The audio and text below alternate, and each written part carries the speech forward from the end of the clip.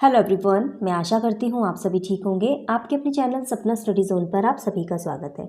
अगर आप सीटेट 2022 की तैयारी कर रहे हैं तो ये वीडियो आपको हेल्प करेगा आगामी परीक्षा में, क्योंकि आज की वीडियो के माध्यम से हम CDP यानी चाइल्ड डेवलपमेंट एंड पेडागोजी के कुछ महत्वपूर्ण PYQs को डिस्कस करने वाले हैं।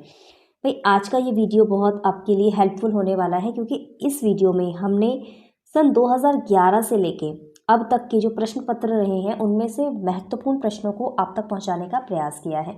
उम्मीद करूंगी ये वीडियो आपको पसंद आएगा और आपकी परीक्षा के पॉइंट ऑफ व्यू से ये आपके लिए यूज़फुल होगा। तो अंत तक हमारे साथ इस वीडियो में बने रहेंगे। तो बढ़ते हैं आगे और देखते हैं आज के पहले प्रश्न को। तो पहला प्रश्न आपके सामने है, प्राथमिक स्तर पर एक शिक्षक में निम्न में से किसे सबसे महत्वपूर्ण विशेषता मानना चाहिए। भाई प्राथमिक स्तर की बात हो रही है, यानी कक्षा 1 से 5 तक के विद्यार्थियों की बात हो रही है। तो हम उसी के अकॉर्डिंग हमारा जो आंसर है उसे यहाँ पे फाइंड आउट करेंगे। तो कक्षा 1 से 5 यानी प्राथमिक स्तर पर जो टीचर होता है उसकी क्या विशेषता होनी चाहिए। भाई विशेषता तो देखो यहाँ पे ये जो हैं लगभग सभी विशेषताएं होनी चाहिए, लेकिन हमें सिर्फ एक ही यहाँ पे सेलेक्ट करना होता है। तो उसमें जो सबसे ज़्यादा बेस्ट होगा उसे ही हम यहाँ पे टिक करेंगे। तो भाई पहला ऑप्शन है शिक्षण पद्धतियों और विषयों के ज्ञान में दक्षता। तो ठीक है, विषयों के ज्ञान में दक्षता होनी चाहिए, लेकिन अगर प्राइमरी स्तर के हम टीचर की विशेषता अगर इसको देखें तो इसे हम बहुत महत्वपूर्ण विशेषता नहीं कहेंगे।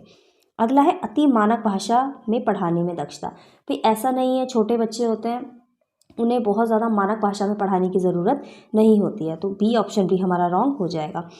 थर्ड है पढ़ाने की उत्सुकता। भाई अगर टीचर को पढ़ाने में बहुत उत्सुक है ना, उसको बहुत अच्छा लग रहा है बच्चों को पढ़ाना, लेकिन बच्चा पढ़ना ही नहीं चाह रहा है, तो फिर हम क्या करेंगे।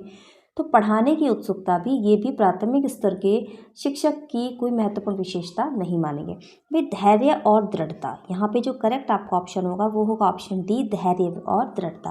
भाई छोटे बच्चे हैं, कक्षा 1 से 5 तक के बच्चे हैं, छोटे बच्चे हैं, तो उन्हें बहुत पेशेंस से पढ़ाना पड़ता है, बहुत ही धैर्य से पढ़ाना पड़ता है और दृढ़ता भी होनी चाहिए। भाई बच्चों को क्या सिखाना है ना, उनको समझ में आया नहीं आया, इस चीज़ के लिए दृढ़ रहना चाहिए कि उन्हें सिखाना है किसी भी तरीके से करके।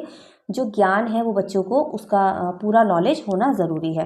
तो धैर्य और दृढ़ता यहाँ पे करेक्ट आपका आंसर हो जाएगा, प्राथमिक स्तर के शिक्षक की महत्वपूर्ण विशेषता। बढ़ते हैं आगे और देखते हैं आज के अपने अगले प्रश्न को। अगला प्रश्न आपके सामने है, बच्चों के बौद्धिक विकास की 4 विशिष्ट अवस्थाओं की पहचान की गई है। भाई 4 अवस्थाएं किसने दी हैं। अगर आपने टीचिंग एग्ज़ाम की अगर आप तैयारी कर रहे हैं तो जाहिर सी बात है आपके पास BEd DLEd या टीचिंग से रिलेटेड कोई ना कोई डिग्री तो होगी। तो अगर आपने उसकी पढ़ाई की है तो आपने ये अवस्थाएं और इसके बारे में पढ़ा होगा ज़रूर। तो यहाँ पे ऑप्शन देख लेते हैं एक बार। एरिक्सन के द्वारा दी गई है, जीन पियाजे के द्वारा, स्किनर के द्वारा या कोहलबर्ग के द्वारा। तो भाई देखिए, जहाँ भी 4 अवस्थाओं की बात होती है वहाँ पे आप जीन पियाजे को नहीं भूल सकते हैं। तो जीन पियाजे के द्वारा 4 विशिष्ट अवस्थाओं की पहचान की गई है। इनके द्वारा दिया गया सिद्धांत है संज्ञानात्मक विकास का सिद्धांत, और इसे अवस्था का सिद्धांत भी कहते हैं, क्योंकि इन्होंने बच्चों की अवस्थाओं को इन्होंने ऑब्जर्व किया है। बच्चों की अवस्थाओं को यानी अपने बच्चे, अपने आस पड़ोस के बच्चों की अवस्थाओं को देख के इन्होंने बच्चों को ऑब्जर्व किया, इसीलिए इनका जो सिद्धांत है इसे अवस्था के सिद्धांत के नाम से भी जाना जाता है। 4 स्टेजेस दी थी इन्होंने, 4 अवस्थाएं दी थी। ठीक है, तो किसके द्वारा दिया गया था, ये जीन पियाजे के द्वारा दिया गया था। क्वेश्चन नंबर 3 आपके सामने है, पे मन का मानचित्रण संबंधित है। किससे संबंधित है मन का मानचित्रण। साहसिक कार्यों की योजना से नहीं, मन की क्रियाशीलता अनुसंधान से। बिल्कुल सही। ठीक है, तो मन का मानचित्रण किससे संबंधित है, मन की क्रियाशीलता पर अनुसंधान से संबंधित है मन का मानचित्रण। तो बी ऑप्शन यहाँ पे आपका करेक्ट आंसर हो जाएगा। बढ़ते हैं आगे और अगला प्रश्न देखते हैं यहाँ पे क्या है। बच्चों के सीखने की प्रक्रिया में माता पिता को भूमिका निभानी चाहिए। अब बच्चे जब सीखते हैं ना, समाज से सीखते हैं, समाज में परिवार भी होता है, दोस्त भी होते हैं, स्कूल भी होता है, इन सभी चीज़ों से बच्चे क्या करते हैं, सीखते हैं। तो यहाँ पे पेरेंट्स का क्या रोल होना चाहिए बच्चों के सीखने की प्रक्रिया में। अग्रोन्मुखी होना चाहिए, तटस्थ होना चाहिए, सहानुभूतिपूर्वक होना चाहिए या नकारात्मक होना चाहिए। अच्छा देखिए, तटस्थ तो हो नहीं सकता भाई, माता पिता अलग हो जाएंगे बिल्कुल, है ना, बच्चे जो कर रहे हैं करते रहें, तो ऐसा तो हो नहीं सकता भाई, तटस्थ तो हो नहीं सकते माता पिता। सहानुभूति पूर्ण होने से भी बच्चे नहीं सीखते हैं, ठीक है। नकारात्मक तो होना ही नहीं चाहिए। तो पेरेंट्स को कैसा रोल निभाना चाहिए, अग्रोन्मुखी, ठीक है। तो ए ऑप्शन यहाँ पे आपका करेक्ट हो जाएगा। बढ़ते हैं आगे और देखते हैं अगले प्रश्न को। तो फिर अगला प्रश्न आपके सामने है, निम्नलिखित में से कौन सा शिक्षार्थियों में सृजनात्मकता का पोषण करता है। भाई सृजनात्मकता की बात हो रही है, क्रिएटिविटी की बात हो रही है, तो इनमें से कौन सा ऑप्शन है जो बच्चों के अंदर क्रिएटिविटी को डेवलप करता है। फिर प्रत्येक शिक्षार्थी की अंतर्जात प्रतिभाओं का पोषण करने के लिए उसे अवसर उपलब्ध कराना।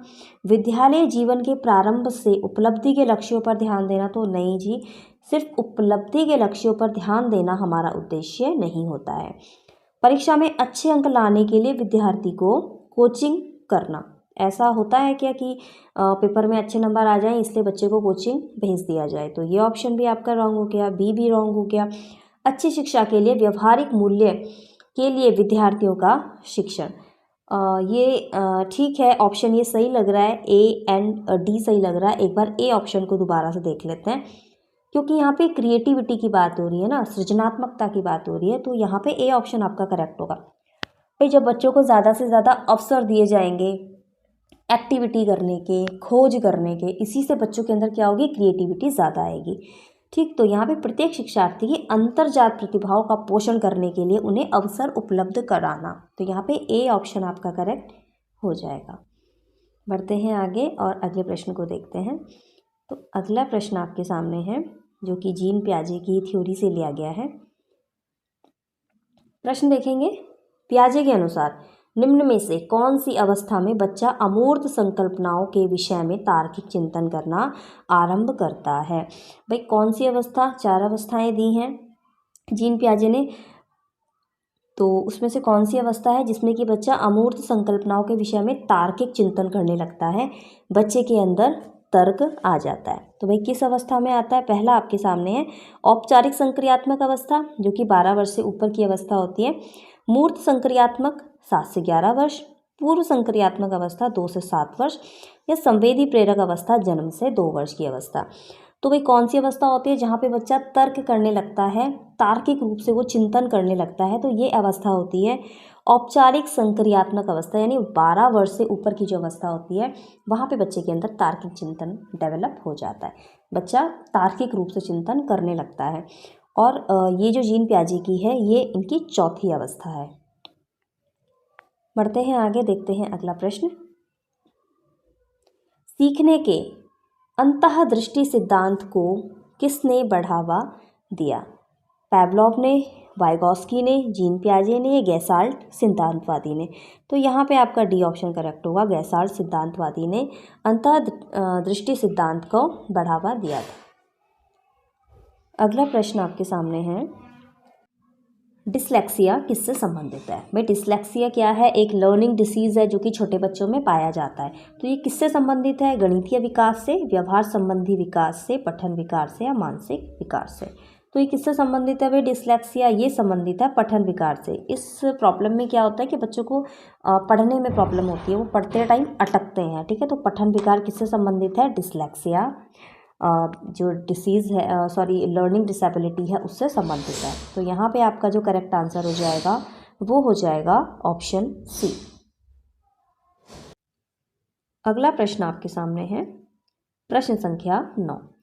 तो भाई प्रश्न देखेंगे, ध्यान से देखेंगे, निम्न में से कौन सा बच्चों के सामाजिक मनोवैज्ञानिक आवश्यकताओं के साथ संबंधित नहीं है। भाई बच्चे की सामाजिक मनोवैज्ञानिक कुछ आवश्यकताएं होती हैं, तो उनमें से यहाँ पे कौन सा ऐसा ऑप्शन है जो कि उससे संबंधित नहीं करता है, रिलेट नहीं करता है। शरीर में अपशिष्ट पदार्थों का नियमित रूप से बाहर निकालना, सामाजिक अनुमोदन एवं सराहना की आवश्यकता, तो भाई ये तो बच्चों को बिल्कुल होती है। संवेगात्मक सुरक्षा की आवश्यकता, बिल्कुल सही बात है। संगति की आवश्यकता, ये भी सही है, समाज में रहेगा बच्चा उसे संगति की आवश्यकता भी पड़ती है। तो इनमें से कौन सा ऑप्शन, क्योंकि हमसे यहाँ पे नहीं पूछा है, तो कौन सा ऑप्शन करेक्ट होगा, तभी ऑप्शन ए यहाँ पे करेक्ट हो जाएगा, क्योंकि शरीर में अपशिष्ट पदार्थों को नियमित रूप से बाहर निकालना ये बच्चे की सामाजिक मनोवैज्ञानिक आवश्यकताओं से संबंधित नहीं है। आज का अगला और आखिरी प्रश्न आपके सामने है, प्रश्न संख्या 10।